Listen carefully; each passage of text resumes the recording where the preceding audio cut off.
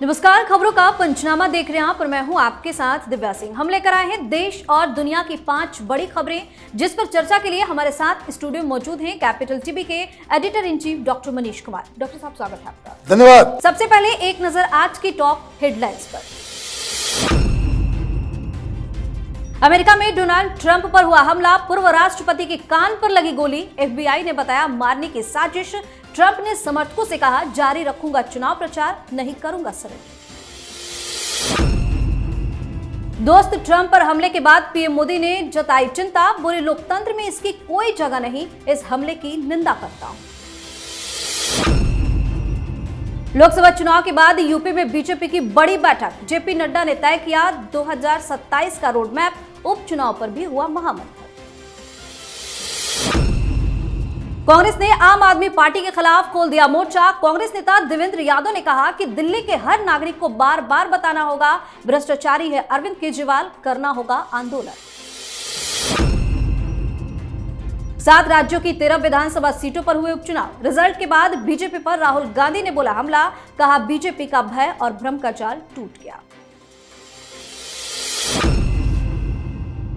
सबसे पहली खबर में बात ट्रंप पर हुए हमले की। अमेरिका के पूर्व राष्ट्रपति डोनाल्ड ट्रंप पर फायरिंग हुई है। उनके दाएं कान पर गोली लगी, लेकिन वो फिलहाल सुरक्षित हैं। बताया जा रहा है कि उन्हें अस्पताल से छुट्टी भी दी जा चुकी है। खबर है कि एक 20 साल का हमलावर भी मारा गया है। जानकारी के अनुसार यह हमला तब हुआ जब ट्रंप अमेरिका के पेंसिल्वेनिया राज्य के बटलर शहर में चुनावी रैली को संबोधित कर रहे थे। वहीं हमले के बाद टेक्स्ट मैसेज के जरिए डोनाल्ड ट्रंप ने बताया कि वो इस घटना से पीछे हटने वाले नहीं हैं और आगे की लड़ाई जारी रखेंगे। ट्रंप ने अपने समर्थकों को भेजे एक संक्षिप्त ईमेल मैसेज में वादा किया है कि चाहे कुछ भी हो जाए वे अपना प्रेसिडेंट कैंपेन जारी रखेंगे। ट्रंप ने कहा कि मैं कभी भी सरेंडर नहीं करूंगा। हमले के बाद भी ट्रंप कह रहे हैं कि मैं सरेंडर नहीं करूंगा। बिल्कुल नहीं करना चाहिए। जिस तरीके से भगवान ने उन्हें बचाया है, अदरवाइज सिक्योरिटी एजेंसीज ने तो पूरी तैयारी कर ली थी, खुला छोड़ दिया था कि कोई भी आए मार के चला जाए। आप जिस हिसाब से उनको एक्सपोज करके आपने वहां पे रखा कि सामने छत पे एक हमलावर सोफिस्टिकेटेड वेपन के साथ एम लगाए, ताक लगाए बैठा हुआ है, जहां पे सिक्योरिटी एजेंसीज को जिन छतों पे होना चाहिए वहां पे हमलावरों को बिठा दिया।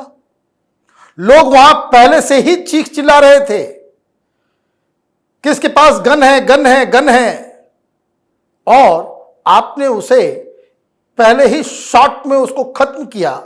लेकिन तब किया जब वो ऑलरेडी 5-7 फायर कर चुका था। बाल बाल बचे, किस्मत अच्छी थी। वो किस्मत इसलिए अच्छी थी कि अचानक उन्होंने अपने टीपी को, जिससे वो हमेशा पढ़ते हैं, उसको हटवा दिया था।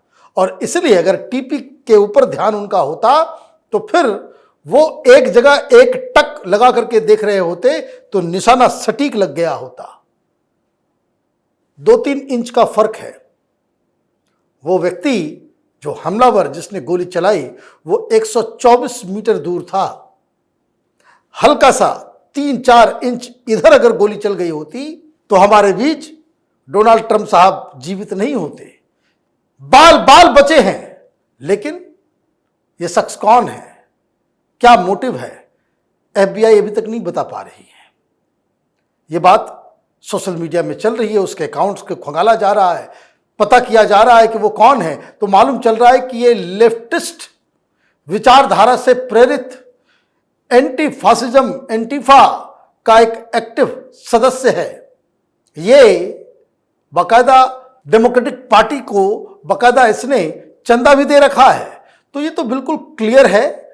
लेकिन जिस तरह की ये घटना हुई है, यकीन मानिए जिस तरह का वहां पे सिस्टम चल रहा है, जिस तरीके से वामपंथियों का वर्चस्व अमेरिका में बढ़ रहा है, चुनाव से पहले तक न मोटिव मालूम चलेगा, न साजिशकर्ता के बारे में मालूम चलेगा, न लैप्सेस के बारे में मालूम चलेगा, कोई एक्शन नहीं होगा। क्यों? क्योंकि वहां का जो डीप स्टेट है वो नहीं चाहता कि डोनाल्ड ट्रंप फिर से राष्ट्रपति बने। जी, तो अमेरिका में चल रहे राष्ट्रपति चुनाव के प्रचार के दौरान पूर्व राष्ट्रपति ट्रंप के ऊपर जानलेवा हमला हुआ, जिसके बाद पीएम मोदी की प्रतिक्रिया सामने आई है। भारत के प्रधानमंत्री नरेंद्र मोदी ने ट्रंप पर हुए इस हमले को लेकर चिंता जताई है। सोशल मीडिया प्लेटफॉर्म एक्स पर पीएम मोदी ने लिखा है कि अपने दोस्त पूर्व राष्ट्रपति ट्रंप पर हुए हमले को लेकर चिंता में हूं, इस हमले की निंदा करता हूं। राजनीति और लोकतंत्र में इस तरह के हिंसा की कोई जगह नहीं है। उनके जल्द ठीक होने की कामना करता हूं। हमारी प्रार्थनाएं उनके परिवार और अमेरिकी लोगों के साथ है। पीएम मोदी ने भी दुख जताया है। पूरी दुनिया से इस तरह के संदेश आ रहे हैं, चाहे वो ऑस्ट्रेलिया हो, इंग्लैंड हो, हर जगह से। और ये सिर्फ निंदा करके बैठ जाने वाली बात नहीं है। अभी हाल में फ्रांस में चुनाव हुए, यही anti fascism lobby, George Soros द्वारा प्रायोजित लोग किस तरीके से चुनाव में सबसे ज्यादा सीटें लाने के बावजूद हंगामा कर रहे थे, आगजनी कर रहे थे। चुनाव नतीजों के बाद सबसे ज्यादा सीटें लाने वाली पार्टी के कार्यकर्ता, समर्थक पुलिस पे हमला कर रहे हैं। प्रधानमंत्री मोदी जब चुनाव लड़ रहे थे, आपको याद होगा पटना में किस तरीके से इसी तरह का असैसिनेशन अटेम्प्ट किया गया था। दर्जनों बॉम्ब ब्लास्ट पटना के अंदर हुए थे। बीच में एक और खबर आई थी, जब पंजाब में बीच ओवरब्रिज के ऊपर उनके काफिले को रोक दिया गया। ये नक्सली लेफ्ट ट्रिब्यूनल कमाल, ये रोना विल्सन के कंप्यूटर से प्रधानमंत्री मोदी की हत्या, ये सब वही विचारधारा से प्रेरित लोग हैं। वक्त आ गया है कि जैसे पूरी दुनिया इस्लामी जिहाद, इस्लामी आतंकवाद के खिलाफ एकजुट होकर के अलग अलग इंस्टीट्यूशंस के जरिए उनके खिलाफ एक युद्ध चल रहा है देश में, ये एक दूसरा फ्रंट है। आज न कल आपको इन वामपंथी आतंकियों का भी इलाज करना पड़ेगा। वर्ल्ड लीडर्स को अब ये बात समझ में आनी चाहिए कि सिर्फ आतंकवाद का जो स्रोत है वो जिहाद नहीं है, इस्लामिक जिहाद नहीं है, बल्कि ये लेफ्ट टेररिज्म भी अब अपना फन उठा रहा है। जी, इस खबर में बात बीजेपी की बड़ी बैठक की। लोकसभा चुनाव के नतीजे आने के बाद पहली बार भारतीय जनता पार्टी की कार्य समिति बैठक लखनऊ में हुई। यह बैठक भाजपा के राष्ट्रीय अध्यक्ष जेपी नड्डा की अध्यक्षता में की गई। इस दौरान पार्टी ने उपचुनाव की तैयारी के साथ 2027 के लिए रोड मैप भी तय किया। बैठक में जेपी नड्डा के साथ CM Yogi Adityanath, deputy CM Keshav Prasad Maurya और ब्रजेश पाठक भी मौजूद रहे। इतना ही नहीं, बैठक में केंद्रीय कैबिनेट से यूपी कोटे में भेजे गए केंद्रीय मंत्रियों, राष्ट्रीय पदाधिकारियों के साथ प्रदेश सरकार के मंत्रियों को भी आमंत्रित किया गया और यूपी चुनाव 2027 के साथ साथ 10 सीटों पर होने वाले उपचुनाव की रणनीति पर भी चर्चा की गई। इस महामंथन का क्या? देखिए, मंथन नहीं, ये तो प्रोग्राम था। नड्डा साहब ने आकर के भाषण दे दिया, इससे प्रॉब्लम सॉल्व नहीं होने वाला है। आपकी सीटें कम क्यों आई, ये आपको अपने कार्यकर्ताओं को बताना पड़ेगा। कार्यकर्ता आपसे क्यों नाराज है, यह भी बताना पड़ेगा।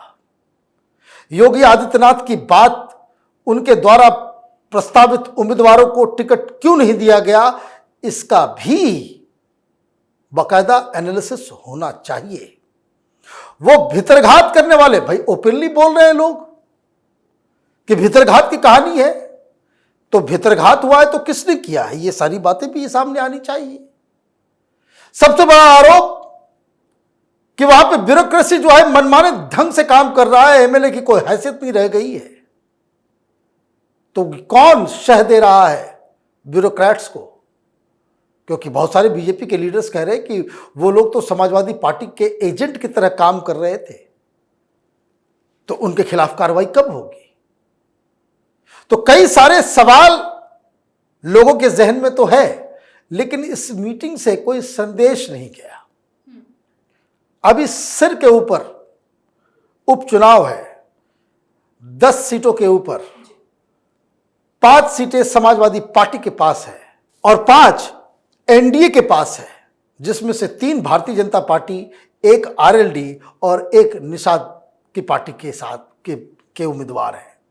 अब इसमें अगर आप 5 से ज्यादा सीटें नहीं जीत पाते हैं, अगर आप समाजवादी पार्टी की सीटें नहीं घटा पाते हैं, तो ये 2027 के लिए एक संकेत माना जाएगा।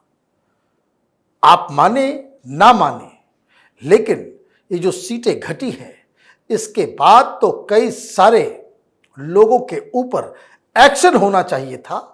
बहस करने से, कमरे के अंदर बैठ के बातचीत करने से कार्यकर्ताओं के मन की जो शांति है वो नहीं प्राप्त होगी। उनको लग रहा है कि संगठन में कुछ गड़बड़ियां हैं, उस गड़बड़ियों के निदान के लिए एक्शन चाहिए। मीटिंग में भाषण बहुत हुआ, एक्शन की कमी नजर आई। जी, और अब बात कांग्रेस और आम आदमी पार्टी की। आबकारी मामले में अरविंद केजरीवाल समेत उनकी पार्टी के नेता जेल में बंद हैं। इस बीच कांग्रेस ने आम आदमी पार्टी के खिलाफ मोर्चा खोल दिया है।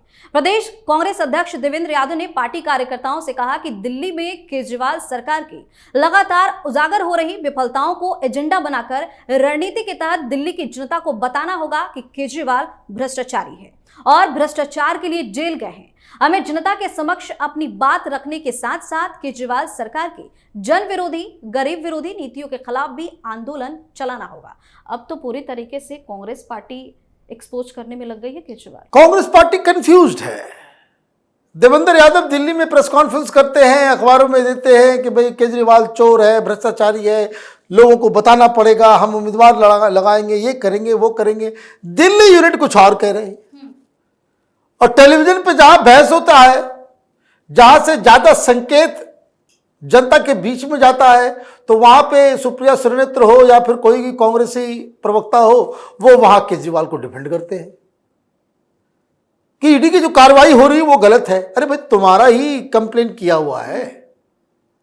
तो ये जो मिक्स्ड सिग्नल देने की कोशिश कर रहे हैं कि इधर भी और उधर भी, तो कांग्रेस पार्टी की वही हालत होने वाली कि जो उस शख्स की हालत होती है जो एक साथ दो नाव पे पैर रख देते हैं, एक पैर उस नाव पे, दूसरा पैर उस नाव पे, और थोड़े देर में नाव जो है ऐसे चलने लगता है। तो फिर क्या हालत होती है? वही हालत कांग्रेस पार्टी की होगी। एक क्लियर कट पोजीशन अगर आप नहीं लोगे तो न घर के रहोगे न घाट के रहोगे। आखिरी खबर में बात उपचुनाव की। 7 राज्यों की 13 विधानसभा सीटों पर हुए उपचुनाव में इंडिया गठबंधन ने 10 सीटों पर जीत दर्ज की। एनडीए ने 2 सीट जीती है। इसके अलावा 1 सीट अन्य के हिस्से में आई। कांग्रेस पार्टी ने 4 सीटों पर, टीएमसी ने 4 सीटों पर, आम आदमी पार्टी ने 1 सीट और डीएमके ने 1 सीट पर जीत हासिल की है। वहीं उपचुनाव के रिजल्ट आने के बाद राहुल गांधी ने बीजेपी पर हमला बोला है। राहुल गांधी ने एक्स पर लिखा कि 7 राज्यों में हुए उपचुनाव के नतीजों ने स्पष्ट कर दिया है कि भाजपा द्वारा बुना गया भय और भ्रम का जाल टूट चुका है। किसान, नौजवान, मजदूर, व्यापारी और नौकरी पेशा समेत हर वर्ग तानाशाही का नाश कर न्याय का राज स्थापित करना चाहता है। अपने जीवन की बेहतरी और संविधान की रक्षा के लिए जनता अब पूरी तरह से इंडी गठबंधन के साथ खड़ी है। जय हिंदुस्तान, जय संविधान। अति उत्साही नजर आ रहे हैं। देखिए, इसका मतलब है ईवीएम ठीक हो गया। आपके बयान से तो यही लग रहा है कि अब ईवीएम में कोई गड़बड़ी नहीं है। चुनाव से पहले तक ईवीएम चिल्ला रहे थे और अभी अचानक से ईवीएम ठीक हो गया, जनता साथ हो गई, सब कुछ ठीक हो गया। और ये भय किसका भय है? भय की वजह से बीजेपी जीतती है। भय और भ्रम, तो भय और भ्रम के बारे में अगर बात करना है तो आपको बात करना चाहिए आपके अलायंस में जो सबसे ज्यादा सीट जीत करके आई, ममता बनर्जी। किस तरीके से वहां से वीडियो निकल रहे हैं बाहर, किस तरीके से वहां भारतीय जनता पार्टी के कार्यकर्ताओं की पिटाई हो रही है। अच्छा, पिटे भी भारतीय जनता पार्टी और भारतीय जनता पार्टी का भय भी है। यह समझ में नहीं आ रहा है, यह समझ में नहीं आ रहा है। सवाल यह है कि आपके पास कितनी सीटें थी। भारतीय जनता पार्टी का नुकसान सिर्फ और सिर्फ बंगाल में हुआ है, वो ममता बनर्जी की वजह से। और ममता बनर्जी इंडी गठबंधन का हिस्सा है या नहीं है, ये तो कुछ दिन में मालूम चलेगा ही। वो क्यों आकर के आपके साथ खड़ी नहीं हो रही है, क्यों आपके लीडरशिप को नहीं मान रही है।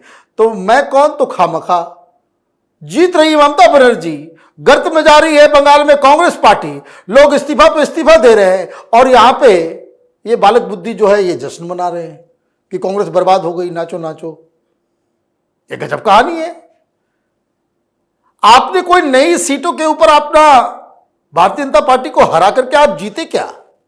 आपकी सीटें आपकी पास गई। तो ये जो निष्कर्ष निकालना है, अच्छा क्या आपने खबर ले ली कि इसका मतलब है कि अब जो है ईवीएम ठीक ठाक काम कर रहा है, तो मुबारकबाद इलेक्शन कमीशन को कि भाई चुनाव हो गया तो उसमें जो है आपको अचानक से विश्वास जग गया है। अदरवाइज ये हिंदुस्तान नहीं भूलेगा कि चुनाव से पहले तक जब तक आपको लग रहा था कि हमारी सीटें घटने वाली है, मोदी की बहुमत आने वाली है, तब तक आप जो ईवीएम के ऊपर नंगा नाच कर रहे थे वो भूला नहीं जा सकता है। बहुत बहुत धन्यवाद सर तमाम जानकारी। धन्यवाद। खबरों का पंचनामा में आज के लिए इतना ही। देश और विदेश की बाकी खबरों और उनके सटीक एनालिसिस के लिए देखते रहिए कैपिटल टीवी। हमें लाइक कीजिए, शेयर कीजिए और हाँ, कैपिटल टीवी को सब्सक्राइब करना बिल्कुल ना भूलें। धन्यवाद।